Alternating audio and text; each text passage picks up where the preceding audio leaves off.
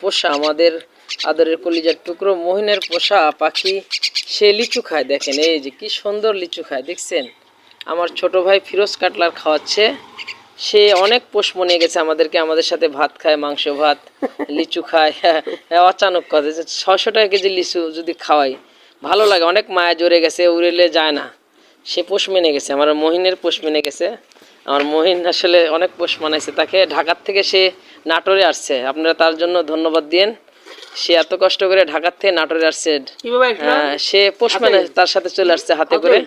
সে কোথায় গাজীপুর, কোথায় নাটোর, সেখান থেকে চলে আসছে পাখিটা। এত মায়া, এত মহাব্বত। এই যে দেখেন কথা শুনে আবার দেখছেন, হাই দাও বন্ধুকে, হাই দাও। এই যে কই গেছে গা, হ্যাঁ এই যে কাটলার, এই যে ময়না, এই ময়না, এই যে তাকাই দিকে ছবিটা, এই যে মহিন ডাক দাস দেখি, ওই যে মহিন ডাকতেছে, দেখেন কোথায়